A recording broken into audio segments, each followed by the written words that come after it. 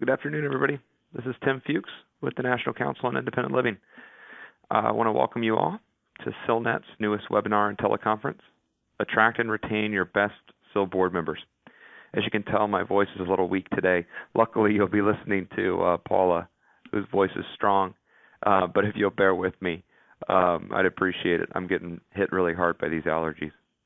Okay, so anyway, today's webinar, of course, is brought to you by the ILNet Training and Technical Assistance Project for CILs and SOCs. ILNet is operated through a partnership among ILRU in Houston, Texas, Nickel here in Washington, D.C., and April in Little Rock, Arkansas. And support is provided by ACL at the Department of Health and Human Services. I want to introduce Paula, our presenter for today. I was saying to Paula on the pre-call, I feel like she hardly needs an introduction with all the work that she's done across the country, especially over the last few years as ILRU's Technical Assistance Coordinator. But Paula's had an extensive history in IL, going back to working at one of the first federally funded centers in Kansas, and is now in California, and has just been so valuable to all of us, and we love working with her, and we're excited that she offered to do this training, and we're excited that you all have signed up for it. So with that, I'll turn it over to Paula to get us started here, and we'll talk to you at the Q&A break. Thank you so much, Tim. It is such an honor and such a privilege to work with these wonderful organizations called Centers for Independent Living. It is such fun most of the time. And when there are moments when a center flounders, it is so urgent to me to make sure that that center gets back on the right feet. And the board is often a big part of that process. But as you know, board members are volunteers, and they may or may not be the most easy to recruit and find and decide what you need and so forth. The question I have for you is, have you attended board meetings, nonprofit board meetings, not governmental councils, but nonprofit board meetings other than your own organization? So have you ever attended a meeting of another board?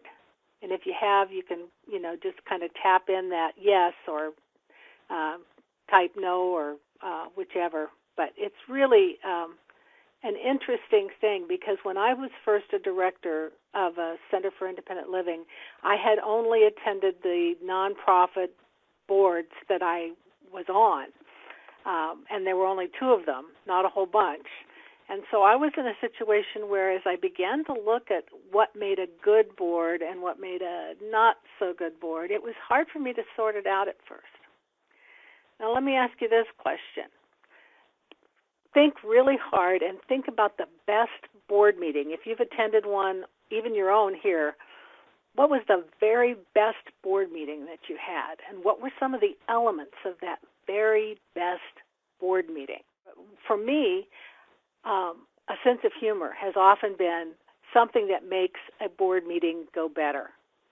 Because sometimes there's tension, and if you've got somebody who is a very kind but humorous person, they can drop just a little wordplay or a little joke into the middle of the meeting, and it diffuses some of that energy that can kind of go the other way sometimes. So humor is one of the things I've seen. The very most exciting board meeting that you've ever participated in, either as a board member or as an observer or in your own board. Because there are some elements that make it really good. It helps if people have passion. Kathy says passion. Absolutely. Another thing that you often look for is preparation. You want board members who took the time to read what you sent them. Well organized, Spencer said, absolutely. Everyone's reviewed those documents and reports, so when they come into the meeting, they're asking for good questions for clarification rather than just, starting at the beginning. Deborah says, tell some success stories. That makes for a great board meeting, especially presentations by youth, she mentioned specifically, but staff can present those success stories, and both ways. It's a very exciting thing to have to have that happening, to have the reason why we're in this business to be clear at the board meeting itself. So those are some excellent suggestions. Well, let's talk a little about how you can recruit board members that give you some of those elements within your board meeting. So let's take a look at the slide 3. We're going to look at how to determine what gaps you have now in your current board, how to focus your recruitment on filling those gaps. We're going to talk a little bit about clarifying the board and staff roles and responsibilities, because sometimes board members get a little involved into day-to-day operations, and there are some challenges that come with that. So we're going to talk a little about that. We're going to talk about effective strategies that support your board recruitment efforts, and how you can orient your board so that they have the information they need to make good decisions. So those are some things we're going to cover today. On slide 4, think first about your current board. What areas of expertise do they have? So do they understand services well? Do they know how to do marketing or outreach in the community?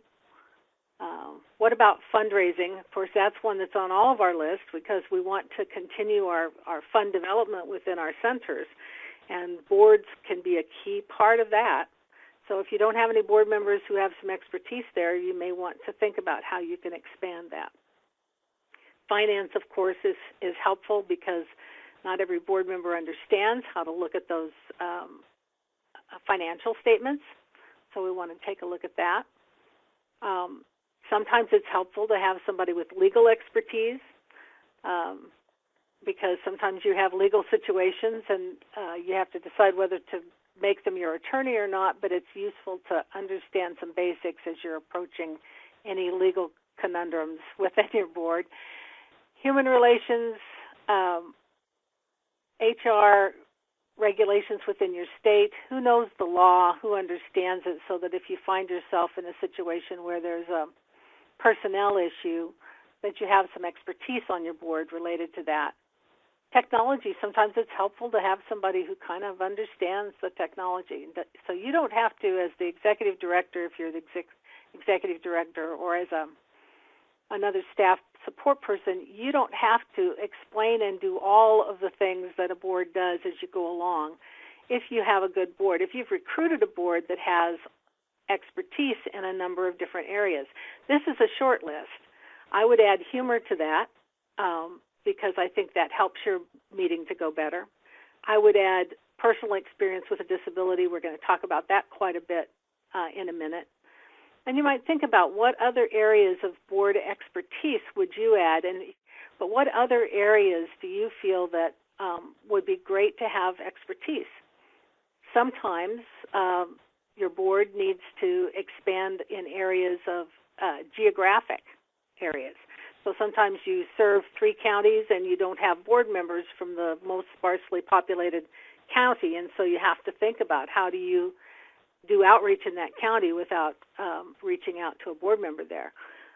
Sometimes you have a situation where where on your board you need expertise from a certain ethnic group or a certain culture or a certain language group because that's going to be helpful to you in serving the people you've identified as underserved in your community. So you want to think about all the aspects of what you need. Now, connection, Spencer says connection and experience with those funding agencies absolutely is useful to you. Multicultural awareness is another one here. So think about all the areas of expertise. Make your own notes about what fits your organization because each organization is going to be a little different regarding exactly which areas of, which characteristics you're looking for within your board. Once you've decided on what those are, you want to put them in a chart, and this is not a complete chart at all, but on slide 5 we've put together a little chart so you get an idea of a matrix of identifying any gaps. So you want to put your list of qualifications or characteristics across the top, and put your names of your board members down the side, and then mark where you have board members who are able to tell you, able to fill some of those things that you need, those gaps that are in your organization. Some of those might be to share resources from the community at large. Some of those could be professional contacts. So you have a board member who has a good understanding of finance. They might not be a banker or an auditor, but they might be able to put you in touch with a really fine accountant who could do your next audit. Or they might chair that audit committee and be able to assist you there and help connect you to the community at large. So that's a really excellent one, Lillian. Thank you for contributing that one. So think about all of the things that you would like to see. This is time to put your dream team together. This is the time to lay out every characteristic you hope for. And remember that some board members will fill more than one of those characteristics. And sometimes you'll have more than one board member in a specific area of expertise. But if you put together, if I had what I wanted, all of these characteristics would be present on the board. Then you can begin to say, okay, here are where my gaps are, and here are where my most urgent gaps are. And so it's really important for you to think about that first. Think about what do you want in your board. Because if you just dive in and start grabbing potential board members, you may miss some areas of really important influence that are going to help you in your community. So be sure you take a look at all of those different areas as much as you can. Let's look at slide 6. Now, I suggest you use a board application form. And we have some samples that you can ask for and that we'll post for you. But you need to think about how to have other people help you get board members without promising them that they're going to be on the board. Now, this can be a little tricky sometimes because sometimes a board member hears you say in a meeting or in your planning that we have a goal to recruit certain board members, and so they go to their friend and they say, I'm on this great board, and I think you would be perfect to be on that board soon. And so I'm going to put you on the board, okay? And the friend says, okay. And then you've got this potential discomfort around somebody's been too gung-ho and have said to their friend, I'm going to put you on the board, when that really isn't the process. So you need to have a clear process. And ask the board, when you ask the board to help with recruiting, ask the board to fill out those specific, the specific application, or have the applicant fill out that specific application, because then it's going to be really great to say, well, we have applicants, and the nominating committee has decided that applicant A is the best person for us to consider at this time. You can keep those other applications on hand to consider later when the next opening occurs. If you have a potential board member that can't come on either for your reasons or theirs, it's a great tool. Sometimes also staff want to help you recruit board members. This can be just a little awkward. Sometimes there can be a potential conflict, and it's difficult to sort through with staff, what those conflicts might be. But if you say to them, sure, feel free to give people the application, it gives them a place to begin the conversation around who they feel would be a good board member, again, without making any promises or hurting any feelings out in the community. So please use a board application form. We feel like it's really important. This is also a great place to ask the disability question. You can just put right on there, I have a significant disability, yes or no. I suggest that people also put the definition of significant disability either there or on a footnote or on another sheet.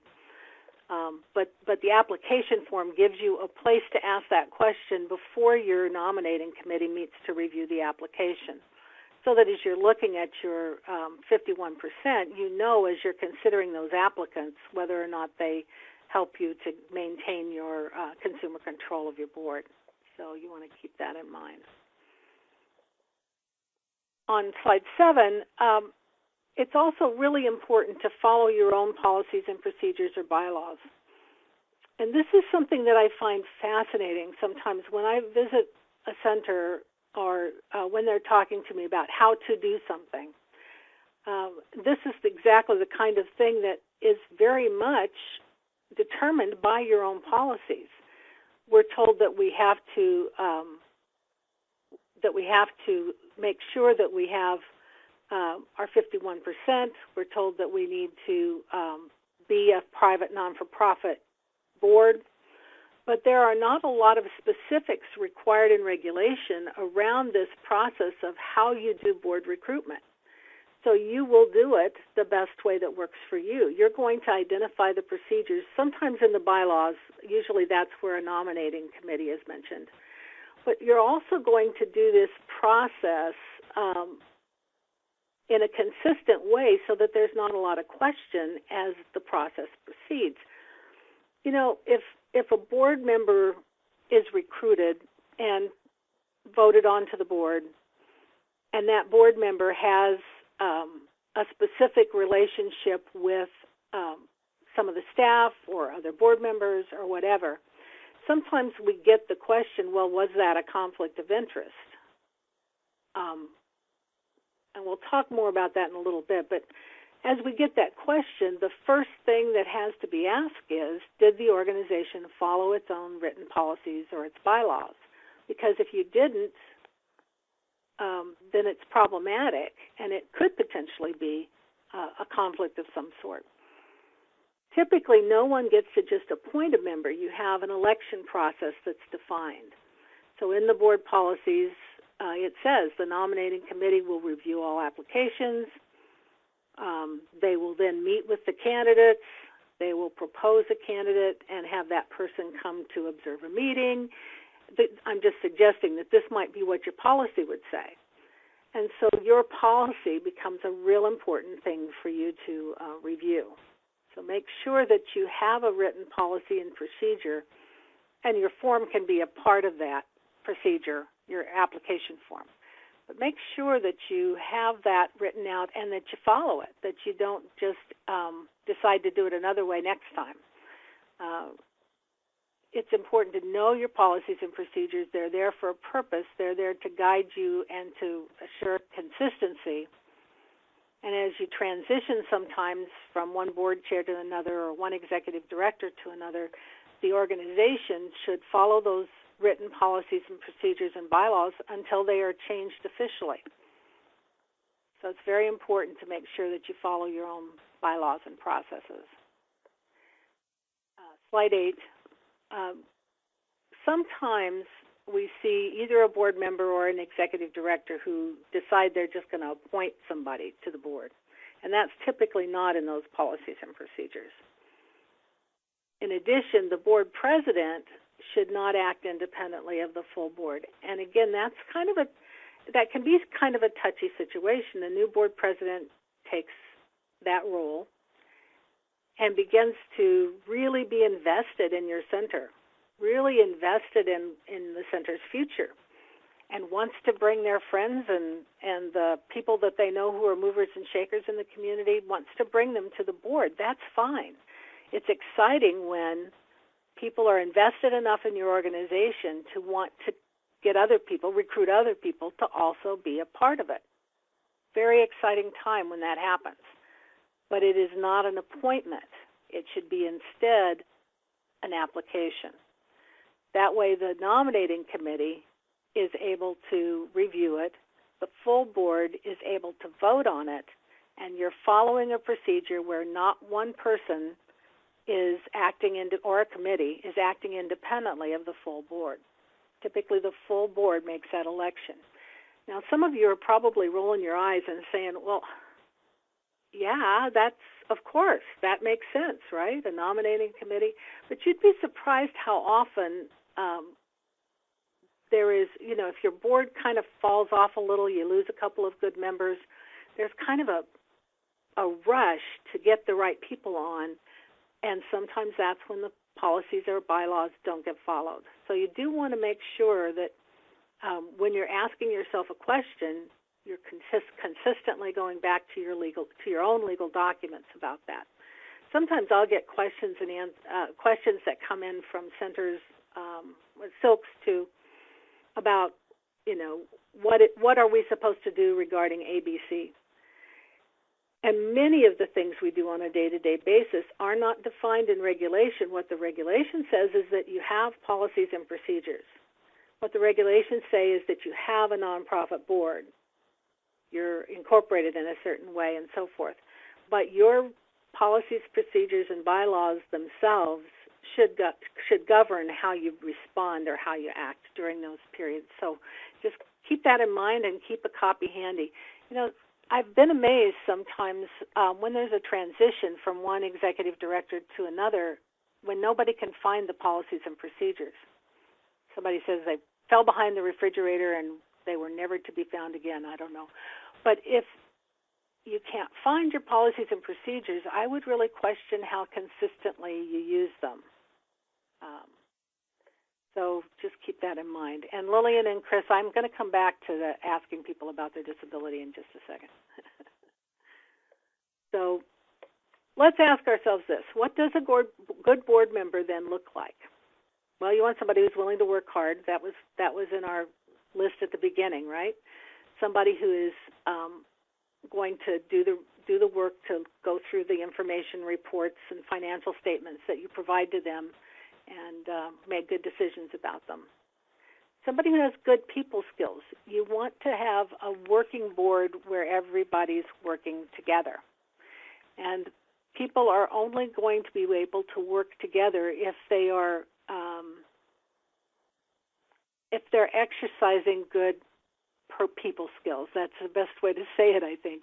You can disagree without making it confrontational. And it's important to have a good board. It's important that people agree not to attack each other personally, but rather to articulate their different views, to consider all the information, and make a decision. So that's an important part of what the qualifications are when you're looking for a good board member. And the more people that fit these criteria on your board, the better the balance of ability for your center to do the things that you want to accomplish with your board. And I suggest it's very, very important to have somebody who's connected to disability rights. Or if they haven't been a part of the disability rights movement, the independent living movement, how can you see their values? Can you see that they have good independent living values? Because if they do not, no matter how influential they are in the community, until you've brought them up to speed on those issues, they will sometimes philosophically not be in agreement with the center's activities or approaches. So you want to keep that in mind as a very important, a very important element to look at. It's not that you can't bring new people along, but you might not want to start with them on the board. You might want to find other ways to work with them for a while and get a good sense of that. Another thing that a good board member usually is busy. Now that almost, this is slide 10, that almost sounds contradictory, counterintuitive. Wait a minute, they're too busy then to be on my board. But I've found that people who aren't busy usually don't want to be, and so they don't work very hard on a board. They aren't as effective as a board member as you might hope they would be. You think, well, they'll have lots of time for us, but really most busy people can fit one more thing on their plate if they care about it enough. But most people who aren't busy don't fit that one more thing on their plate very well. So you want to keep in mind that you want busy people to be on your board. On slide 11, let's talk about the disability. So it may be useful for you to have board members who have a visible disability. This is a kind of an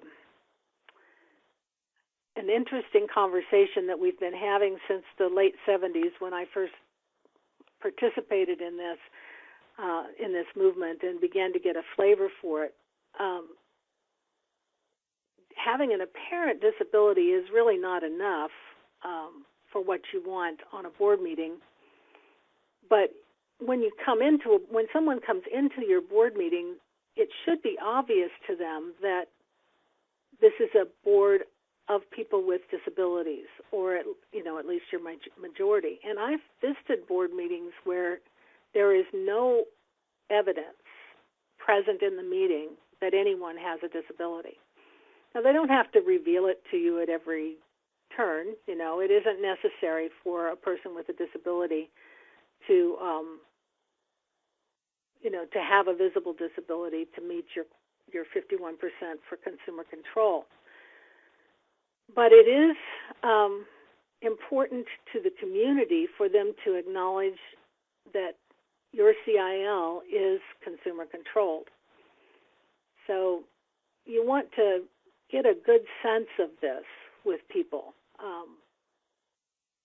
Just because they mark their disability on the form, you still may want to talk to them about their willingness to acknowledge that publicly. Are they willing to? Because it tells you something about their buy-in to the disability rights movement. And also, if someone does have a visible disability, that doesn't necessarily make them, by virtue of that disability, the best board member. You want to get to know them before you leap to that conclusion, because that may or may not be the case.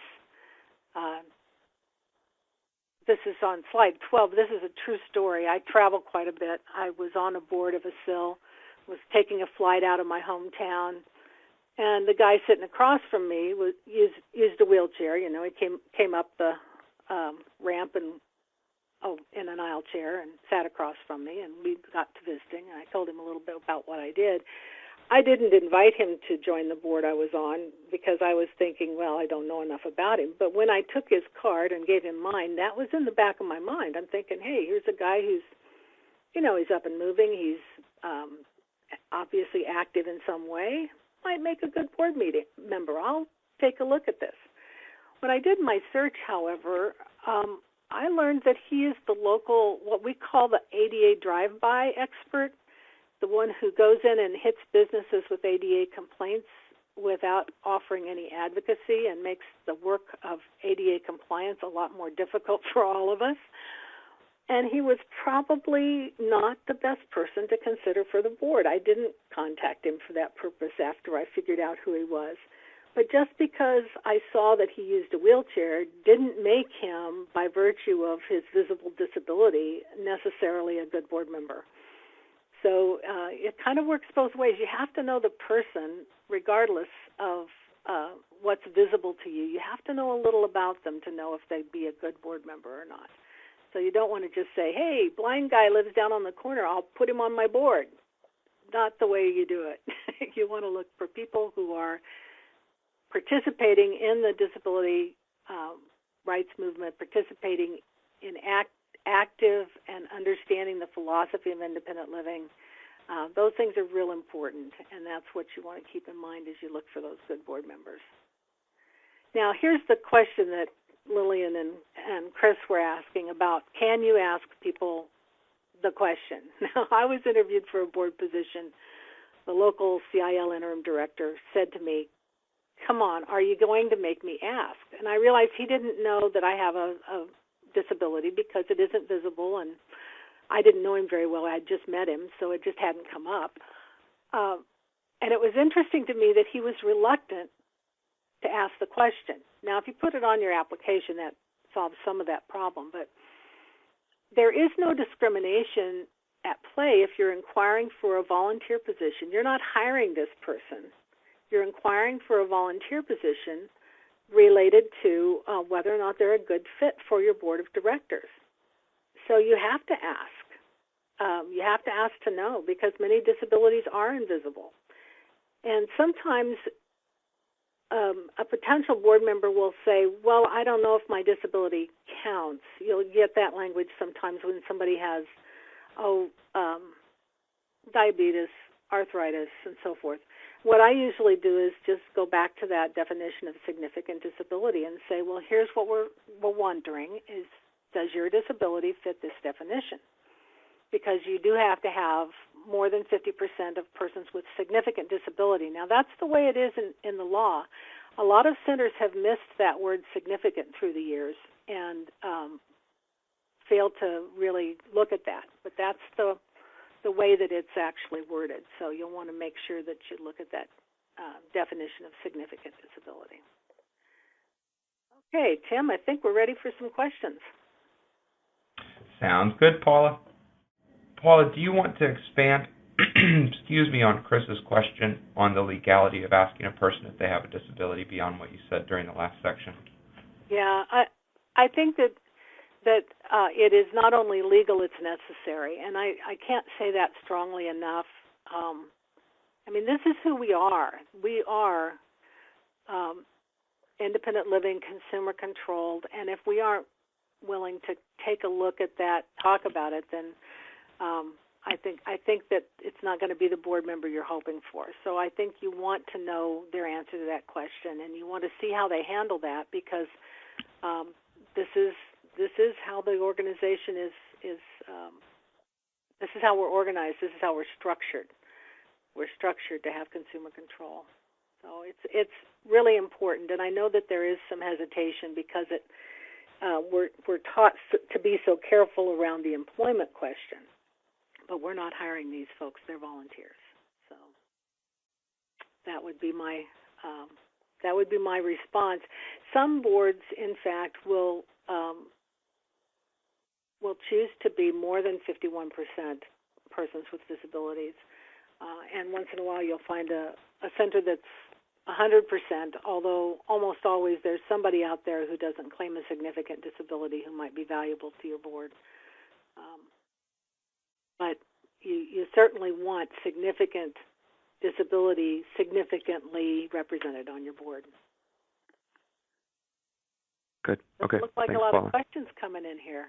No, and like I told you all, we've got 40 people on the call. That's really manageable for us. We've got 10 minutes set aside for these Q&A breaks. So this content was pretty basic, so there may just not be any more questions. We'll drill in a little more on the, as we go forward here. Okay. So Paula, as you see, Lillian asks to clarify a significant disability as an individual needing assistance with one or more activities of daily living. And that's good, Lillian. That's the definition. I do usually pull it right from the law because I don't want to try and explain it to them. But sometimes they will say to you, I still don't know, I still don't understand. And then I'll say, well, how does it affect you day to day? Do you accommodate for your disability every day? And then I'll go back through the definition with them. So that's always helpful. And Spencer, we will talk about some places to find some of these people. That's coming up next. Because that is everybody's question, right? Where do we find the best people? And an ongoing process, I think, to develop a good board. Spencer says, phew. All right. Lillian had one more question. How do you engage board members that have been on the board for a long time? We're going to talk at the very end of this about development of new board members, but I usually suggest that as you're doing the orientation to do new board members, that you engage your current members in that process as well, that somehow they either present a portion of it with you or participate in listening to the presentations, or both. Another really good way to engage the existing board members is that when you put a new person on the board, you pair them with a mentor on the board. And that mentor then is going to, help them see how the packet is organized, where to get a cup of coffee before they sit down, whatever as they're coming into the room, where things are, just to be available to them to answer questions, not to mentor them in every aspect, but just to be their host kind of as they get acclimated to being on the board. And that usually is really a good way to keep your existing board members engaged. Now, if you have existing board members who do not attend meetings, we usually suggest that your bylaws are specific about how many meetings they can miss before they're no longer considered to be on the board. And you need to follow those bylaws, whatever they say. So if the bylaws say that if they've missed 3 consecutive meetings without an excuse that they are dismissed from the board, you need to call them before they hit that third number and say, you're about to exhaust your absences on the board. Be sure you call us if you're not going to be able to come to the next one, because we can excuse you according to our bylaws, but if you don't call at all, that usually when you have that conversation, if they're planning to withdraw, that's the point at which they'll say, well, I've been thinking about it and it's really too much, and then they'll withdraw from the board. And I know that leaves you short one board member, but you also don't want board members who are not actively engaged and involved. So that's an interesting one to certainly deal with. Let's look at slide 15, and we'll come back around a little bit more on that replacement of persons in a minute. As a nonprofit board, you're bound by your external laws, which would, of course, be the WIOA and would be the Uniform Grant Guidance and some other things that we're bound by. By your internal laws, that would be your bylaws and your policies and procedures, and by what are good ethical practices. Those things are what drive you and what guide you. And the Board of Directors operates in accordance with all of those things if they're doing what they are supposed to do, and they are responsible to the actual people, which in this case would be the person served or the disability community at large. So those would all be really important. Now, Lillian asked the question, if the board doesn't enforce the bylaws, so the chair doesn't follow through on that, how do you replace board members that do not participate? And I would just say it is your constant responsibility to point out to the chair and to the board what the bylaws say. Now, what they do after that, you can't control, but you can warn them a little bit. You can say, now, you've already approved bylaws that require a certain behavior, in this case, having somebody get off the board, and you are at risk of not following your own policies and procedures. And you can inform them of that. This is important stuff because this is how the board is structured and how the board needs to move forward. So it's really an important and ongoing area where you can provide, as executive directors, if you're executive directors, you can provide some technical assistance to your board members to remind them what the policy says, to remind them what the bylaws say. Or you can recruit the board member who seems most likely to be the kind of parliamentarian personality who might do that with the board directly. But when you know that the board is not following policy or bylaws, that needs to be pointed out to them. And if there are regulations behind those bylaws or policies, you need to point that out as well. Yeah, Linda mentions that the ethical piece is or can be subjective, and it's healthy and best practice for an organization to think through those ethics and put them into a code of conduct. And if you've never done that before, you can Google code of conduct or ethical code of conduct, and you'll find all kinds of examples out there, and you can lift some of the wording and you'll find some things I think that you would like to include in your own. But an ethical code of conduct is always really good practice for an organization. And then as you're doing your training for your board, you're training them on the bylaws, you're training them on the law, the legal requirements, policies and procedures, and the ethical code of conduct. So they have a good foundation then for operating in the way that they should. So that's good, Linda. Thank you for mentioning that. That's a really good practice. Let's look at slide 16. So This is what I mentioned before, and most of you know this, that actually in the law itself, or in the evaluation standard for under IL philosophy, consumer control and management is defined as more than 50% of staff must have a disability. More than 50% of staff in decision-making positions must have a disability. Sometimes people ask me, well, who counts? Well, your policies should define who is in a decision. Your policies and your organizational chart, job descriptions should describe who actually is in a decision-making position. Sometimes it is only the executive director. Sometimes it is, several people in a management team or whatever. And then in the case of the board, it is significant disability, just as it is in the case of those people who are eligible for services. They must have a significant disability. And so in that case, in both cases, the word significant becomes a part of that language. Now, how do we find, though, those leaders with disabilities out in the community?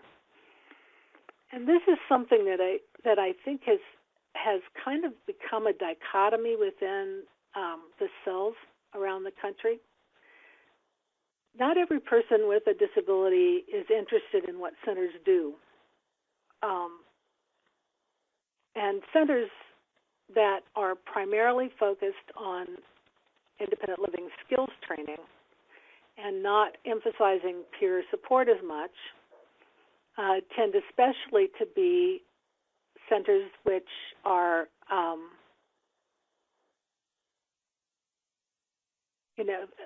are not attractive, are not someplace that people with disabilities who aren't in need of independent living skills would come to. I don't know if that kind of makes sense.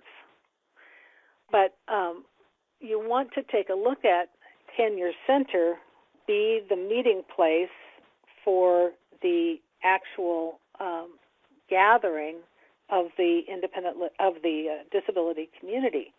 If you can, if you are that gathering place, you will see more of the people that you might recruit.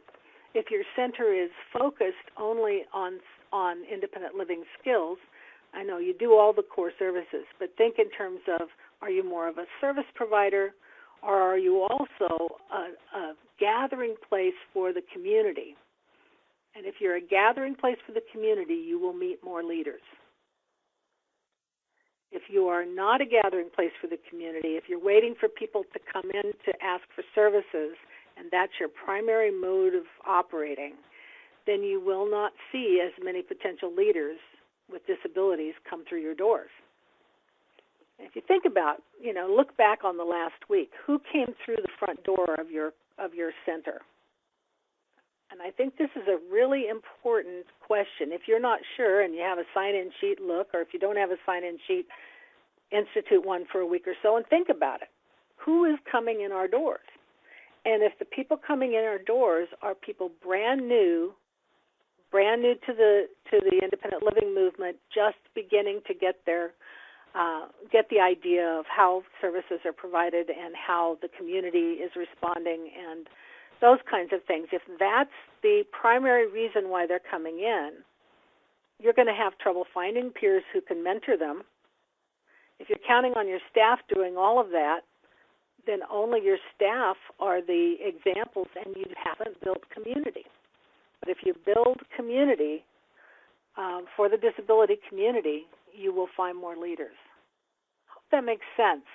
It seems to me that we have some centers who are great gathering places for people with disabilities, and so they've found ways to draw people in, and because of that, they have stronger boards, they have better staff that they can recruit, because they are a vibrant center where people can come together around independent living. Let's look at slide 18. One of the questions that I get sometimes is, can a consumer become a board member? In other words, can a person do both at the same time is the question. Can they receive services and serve on the board at the same time? And the answer to that is yes, absolutely. A board member can become a consumer can become a board member. CILs represent the disability community at a number of different levels, and there is crossover in a healthy situation. Now, conflict of interest gets raised every time I say this. But there is no conflict of interest unless someone is benefiting in an unfair way. That's what a conflict of interest is. The individual who has the conflict somehow has a benefit.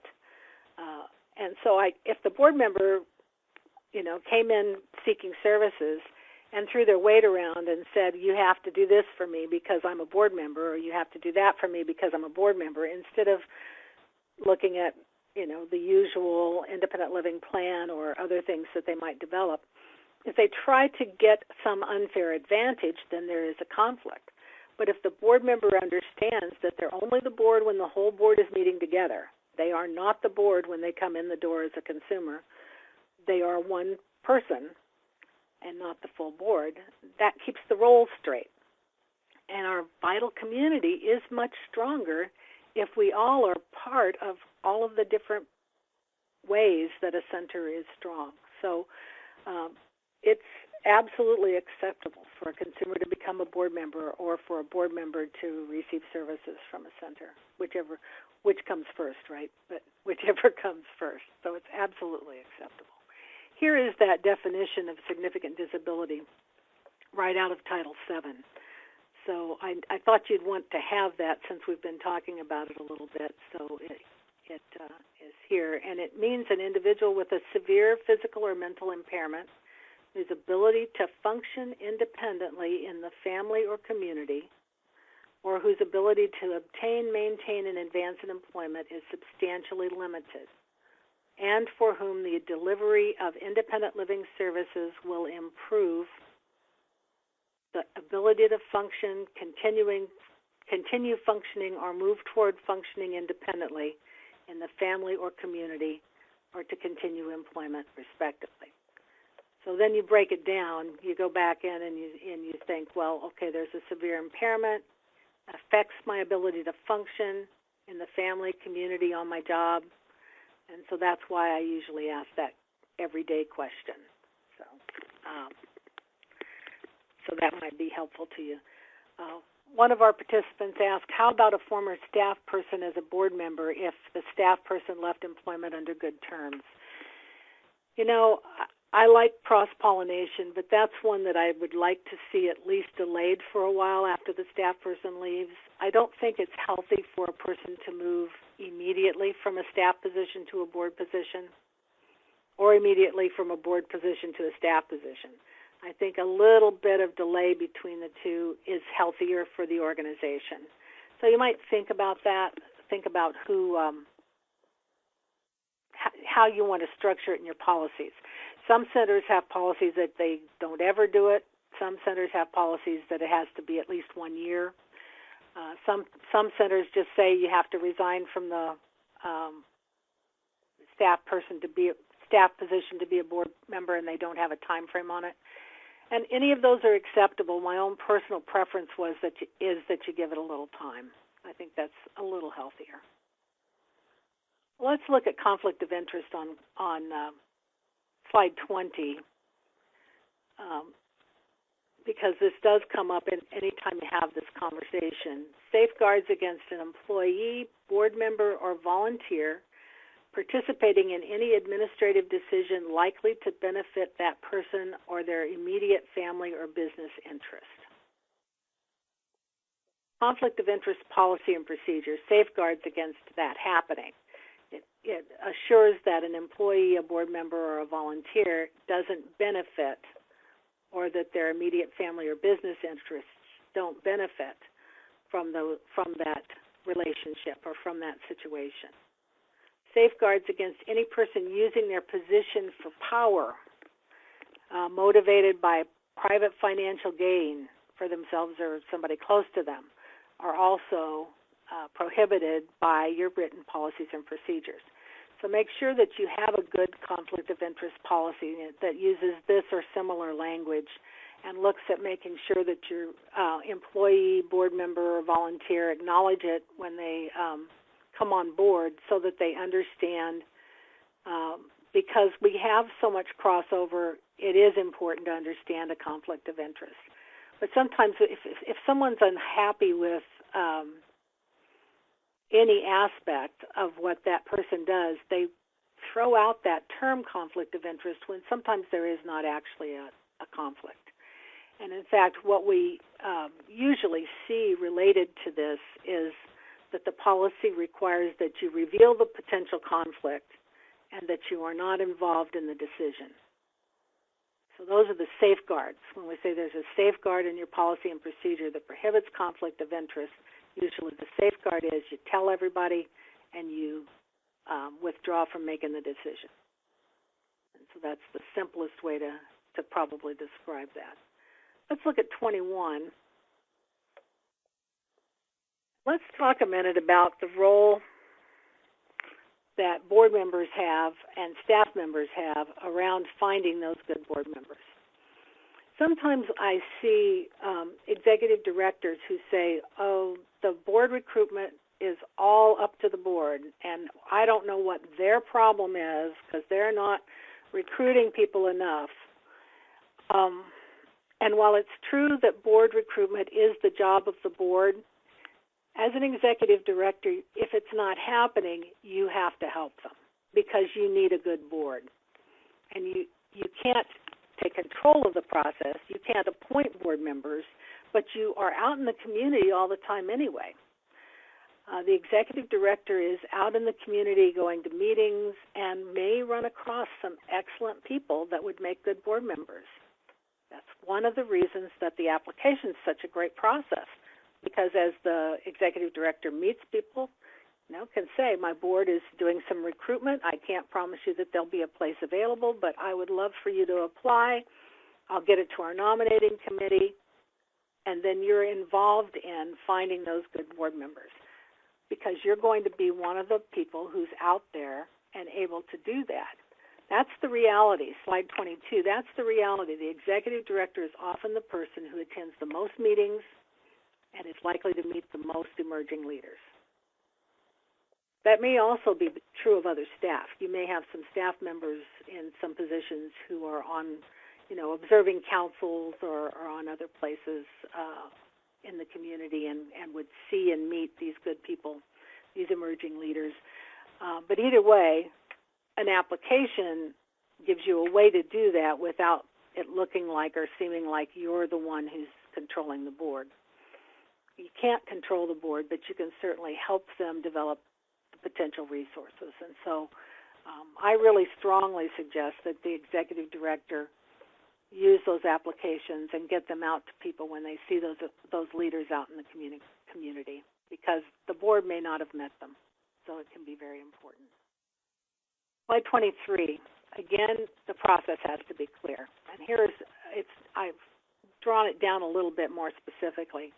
We suggest that the nominating committee receive, review, and comment on all applications. Even if you don't think that person is a good applicant, the nominating committee makes that decision, not the staff.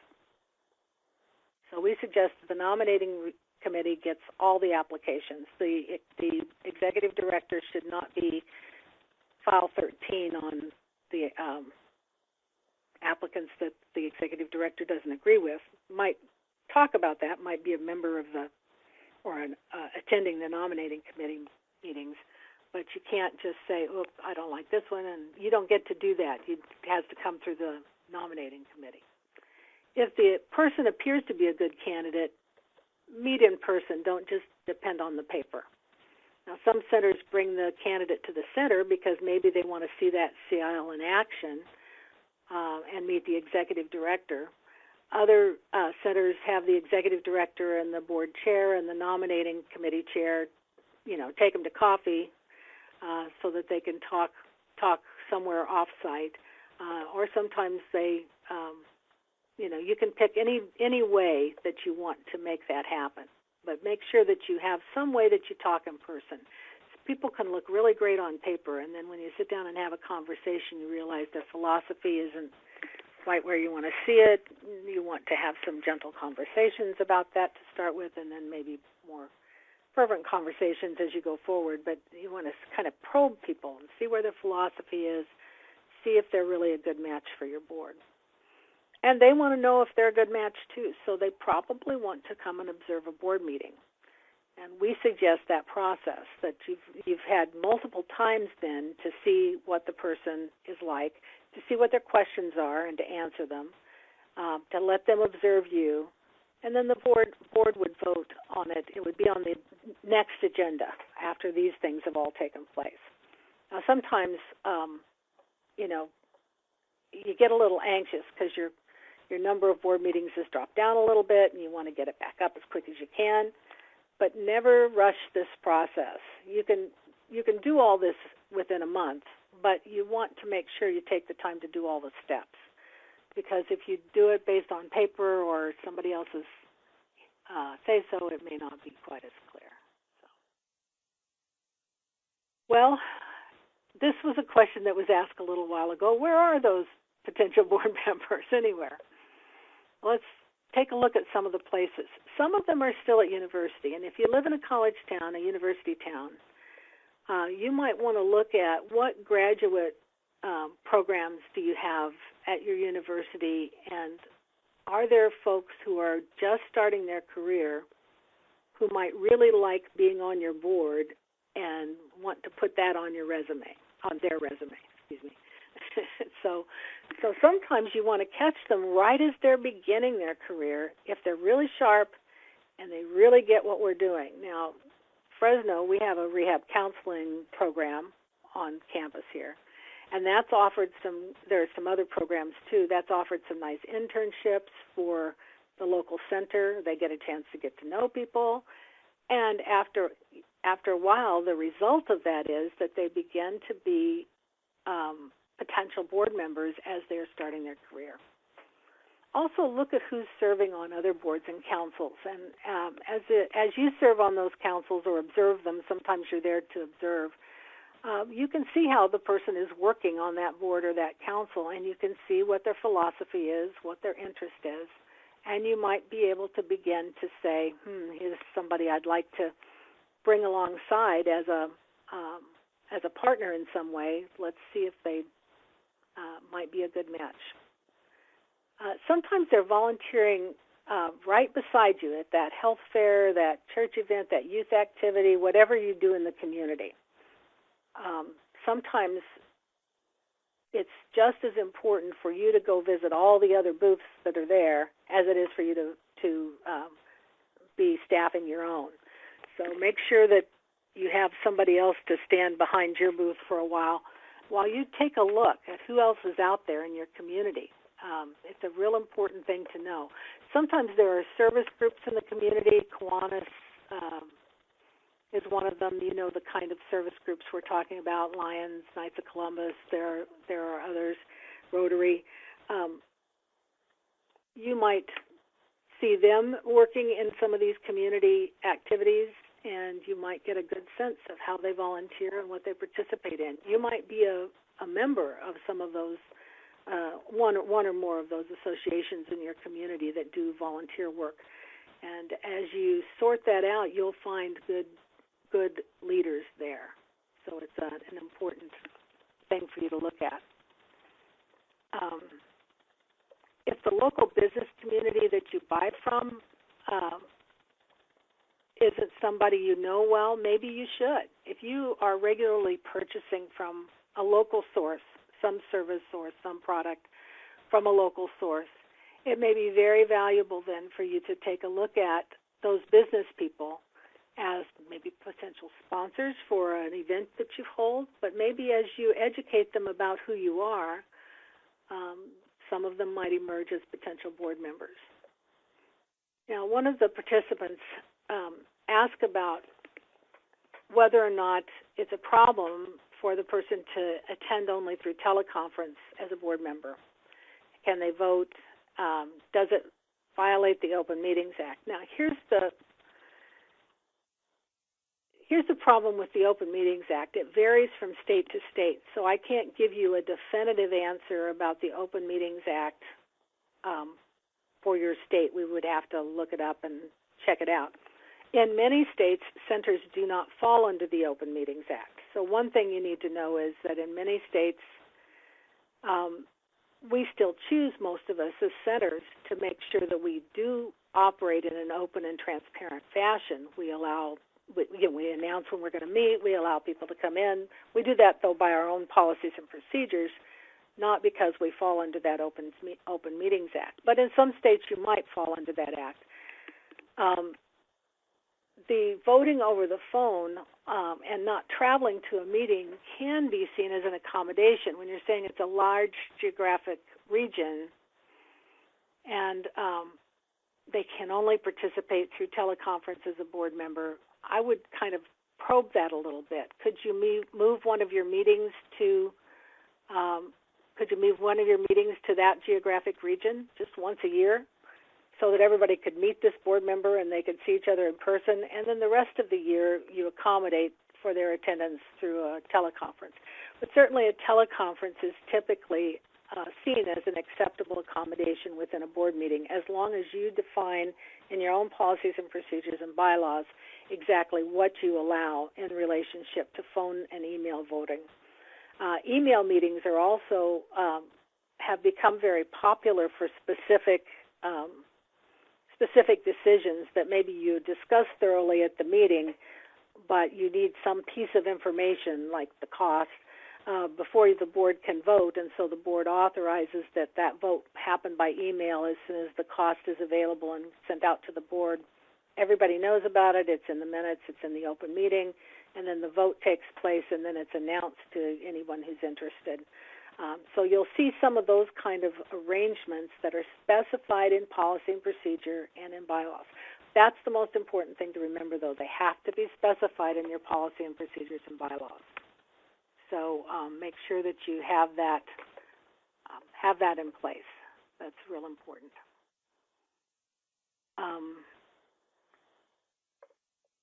I want to mention a project that I've seen, and some other centers have also used it. But the center in Fresno, I live in Fresno. I know that's confusing because ILRU is based in Houston, but I'm their West Coast contingent, and so I live in Fresno. I used to serve on this board of directors, so I was aware of this, and I watched how it unfolded, and it was really exciting to me because they did. Community Leadership Academy. They created a manual. They're selling this. I'm not trying to sell it for them. I'm saying the concept is good.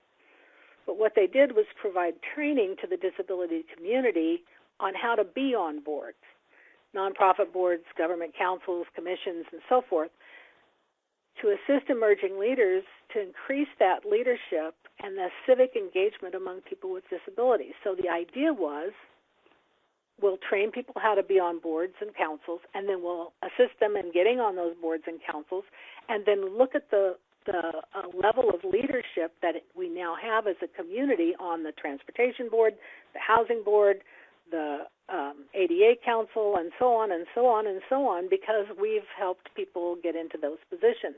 And I know there's a center in Kansas City who's followed this model. There's a center on the East Coast and another couple of centers in California. There are probably more than I know about. But this concept, whether you use their book or not, the concept of doing leadership development in your community and including somehow training them to be on boards, building their confidence about what it means to be on a board, helping them with that kind of thing, gives you a huge advantage as you go out into your community and you increase the reach and the influence of the disability community in your service area. So it's a nice model to look at. They've got which we'll put up on the page with this, they've got a website. You can go look at it. But it's an interesting model to think about. If you can't find leaders, you raise them or you develop them. Many of us are doing this through our youth programs, right? We feel like that's really an important area where we want to develop the leadership. So take a look at that as well. Anyway, here's the link for it. What better way to meet people with disabilities who want to be leaders? So it's a good concept to take place of. So now you have a new board member, and how do you provide orientation on an individual basis? I mentioned this earlier, so I won't spend a lot of time on it, but we suggest you appoint a mentor, that you appoint an experienced board member to be with them side by side. And as I've watched this actually happen, you see friendships develop as a result, because how people behave when they come into a meeting is really interesting.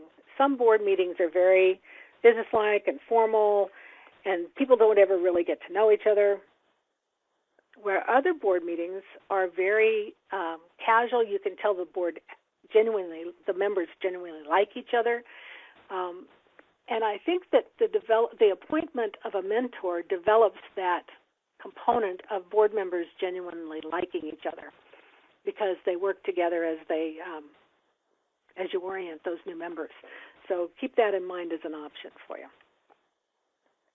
We suggest you give them a lot of the basic information so that they have a reference, and that reference is sometimes in a three-ring binder, sometimes it's on a flash drive, and you can send them new ones or replace them or trade them out or whatever as you go. But they need to know who are the other board members, who are the officers, who are the committees, what are the numbers to contact, what are the list of the staff and their roles and responsibilities, what are the board responsibilities. If you haven't done a kind of a description of a board responsibility, it really is healthy to do that, because it helps divide the day-to-day operations that the executive director is responsible from, to give you a clear division between that and the philosophy, between that and the board responsibilities. So you want to do that. Background on the history and philosophy of your CIL as well as the movement is very helpful to new board members. Sometimes it is an eye-opener for them if they weren't familiar with the history and philosophy and only were kind of distantly related to things like the passage of the ADA or other things that have so impacted the lives of people with disabilities in this country. They may be surprised to know that there is a disability rights, consumer-controlled entity in the community. So that's always interesting for folks to learn. Also, the annual reports or annual financial statement or both, whatever you've got, sample meetings, minutes, packets, if you do a board packet for the last few meetings, will help them kind of come up to speed on the things that are currently being discussed. All of those are really useful. And when you provide that three-ring binder, you sit down and go through it and explain it. You don't just hand off the binder. But either the board chair or the executive director will need to spend some time and answer any questions and make sure the board member gets solidly grounded as they begin their service to you as a board member. Now, what's in the regulations now is that the CIL provides personnel who are specialists in the development and provision of services, and that board development is directed at improving the skills of board members so they can fulfill their duties, and that board members receive information from the center so they can set up priorities for underserved, minority, urban, and rural, set up the priorities for who it is that needs services that's underserved in your area. Now, that's what's actually required under board development. That's what's in the regulations now. Of course, we have new regulations that will be coming out soon. I'm not sure where exactly the changes will be, but you may want to look at them. But this is a good foundation. These are things that you want to know and that you want to assure that all your board members have. My suggestion on ongoing training is that you train everybody. So because people forget, they only come to your center. Some of you have quarterly board meetings, and I don't love that approach. I think monthly is a lot more effective in helping your board to be effective. If they're only there every 3 months, do they really remember who you are and what you're doing and all that kind of stuff? So make sure you train your full board, not just your new board members, on all of these things, the committees, on their roles and responsibilities as well as the board as a whole. The board has a duty of care to the organization and the taxpayers both, and needs to understand the operations of your organization, including those legal documents we've mentioned several times, including financial reports and, how you're reviewing those. And if you're only meeting quarterly, I strongly suggest that you have at least a finance committee reviewing your monthly financial statements. Sometimes 3 months is too long in between statements.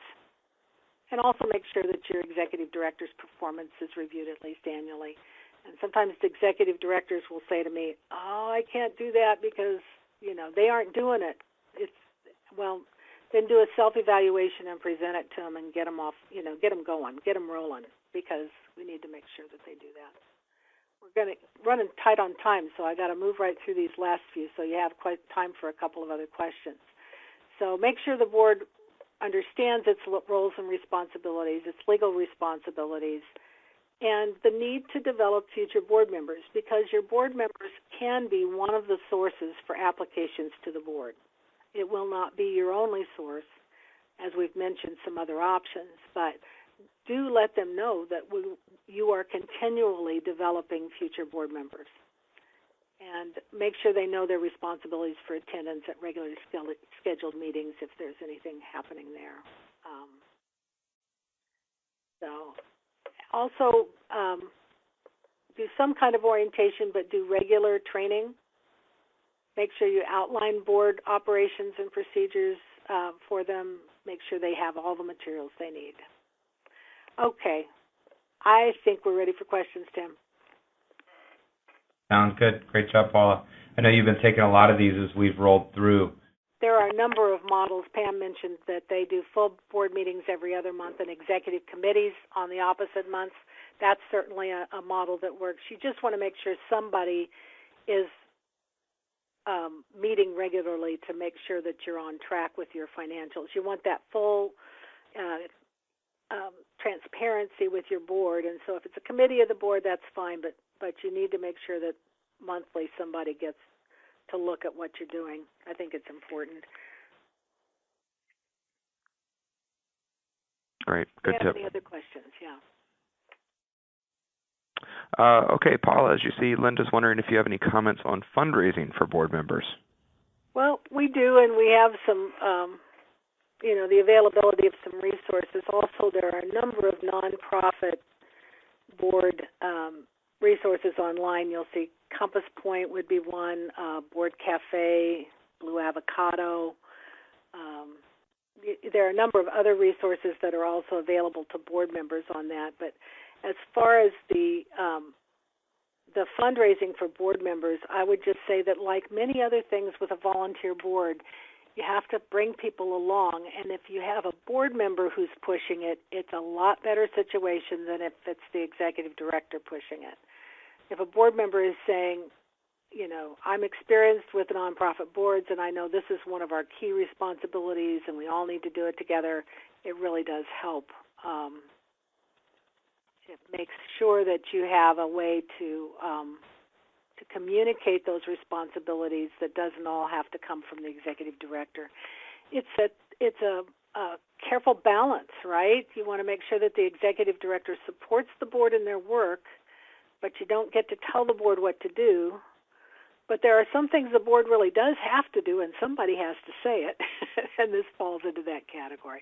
So anytime you can educate board members and have them have the conversation, it's the best approach. Okay, great, good. Okay, it looks like we do have one question on the phone, so let's go there now. Okay, great. And caller, you can go ahead. Hi, this is Maya, Northwest Georgia Center for Independent Living. How do you become a gathering place so that you can meet more people with disabilities who might be qualified when there's virtually no transportation? Well, that is a real challenge. When centers can locate on a public transportation line, it's a lot easier for you to have that gathering place reputation. And you see some kind of exciting things. Able in Arizona built a health club That's kind of cool, and everybody wants to come and use the health club, so they're going to come to the center and be a gathering place as a part of that very unusual approach. That's a very cool thing. I've seen a lot of centers that hold different kinds of support groups. They open their doors for support groups that are offered by other, a society or an organization that serves a specific disability that wants to have a support group. But if you don't have public transportation, it becomes more difficult to do that. So that's a really good question. I spent a lot of my time in western Kansas, and one of the things we did was develop, with another entity in town, develop some of the transportation, and it was mostly paratransit, a little bit of route transportation, but sometimes you have to be proactive with those folks that are providing medical transportation. Usually there is somebody. Sometimes it's sometimes it's the AAA, the Area Agency on Aging, or somebody else who has, sometimes it's a hospital. There's somebody who's doing some transportation, and find out what the requirements are for their transportation in that rural area. It may be that they're supposed to serve more people than they are. And that's what we found as we were getting started, is that actually some of the vans that were assigned, or some of the transportation services that were available in town, actually had a broader mission. They just didn't advertise it. So you try that and see where. Does that help, Maria? I don't know if it helps. Thank you. Yes. Okay. It's a tough one, though. You can't. It's there's no magic answer. It's hard work. Okay. Thanks, Paula. Okay, going back to the web, Spencer says they're thinking about using Zoom for face-to-face internet meetings. Paul, I wonder if you have any comment or tips for virtual board meetings. Yeah, virtual board meetings can be very effective, but there are two components to that. One is you need somebody who can do all the technical assistance needed, so that as the meeting is unfolding, they can troubleshoot whatever it is that you need to troubleshoot. Because there's always something, as we know from doing these calls, there's always something that you want to make better than it is at this particular meeting. So you want to have good technical assistance on your site. The other thing with your board on those remote meetings is that it usually is not enough to build relationships between your board members to only do those. So we suggest that if you do them, don't do them for every meeting. Have some meetings that are face-to-face and help to arrange that, even if it's only once a year, because you do want to develop, you want your folks to develop a good, strong relationship. So you want to find a way to do that. The other thing is, the more tech-savvy your board is, the better that will fly. If they're not at all tech-savvy, or you have even one member who is not at all tech-savvy, you might have some difficulty getting that off the ground. Okay, thanks. While we've been talking, Lillian's offered that BoardSource and ILRU are great sites for information. I agree. We always find that people are usually surprised at just how many topics we've covered through these ILNet trainings that Nicole and ILRU and April have been collaborating on. Nicole and ILRU have been working on them since '94, and many, maybe not going back that far, but many of them are cataloged on ILRU's website. So check those out. Those questions about helping people with, helping board members to understand fundraising and other issues, you'd be surprised what you find there for free to share with colleagues. And just to share how to find those, you go to ilru.org, and if you look at the menu bar at the top of the page, there's a drop-down menu for On Demand, and all of the webinars that have been done and some of the other programs that we've presented are available there, and you can watch them at your convenience. Great. Lillian also said she's found that in their area, the senior centers have volunteer drivers, so that's a good tip. Yeah, and that sometimes is a good thing, and sometimes it's problematic. But absolutely, you want to contact all of your local transportation resources and find out more about what they do and figure out how your folks can interact with that. Because almost always the senior citizen centers applied for the funds, and when they applied for them, they almost always applied for transportation for people who were both seniors, either seniors or people with disabilities. It's almost always a requirement that they do both with whatever funds were presented. And usually the funds don't have to include the driver's salaries. The funds were what funded the van or the lift-equipped vehicle or whatever. Okay, good. Okay, I don't see any additional questions. So you know what? I think we'll begin to wrap up the call. I'm going to go ahead to slide 34 here. This is the evaluation I mentioned to you all. And for those of you that have done these calls before, you know I'm telling the truth. It really is easy to complete, but we take your comments very seriously. We always appreciate your feedback. Also, Paul has been generous enough to provide her contact information for follow-up questions. You're welcome to reach out to me as well. My email is just tim@nickel.org. But let Paula know if you have questions that come up later as you think about some of these ideas, think about the content, and share it with others. So anyhow, I want to thank you, Paula. You've done a fantastic job. This has been so helpful. I know I've learned a lot. The audience has been engaged. This has just been fantastic. And we really appreciate you putting this together for us today. And to all of you, likewise, I know that it's not easy to find time in your days to join these trainings, and I really appreciate that you've done that. Let us know how we can help as you go forward. I see a question about the archive. It's always up within 48 hours and often much quicker. And that'll be on the on-demand training page that Paula just described on ILRU's website. So thanks so much, everyone. Have a wonderful afternoon. We'll talk to you soon. Bye-bye.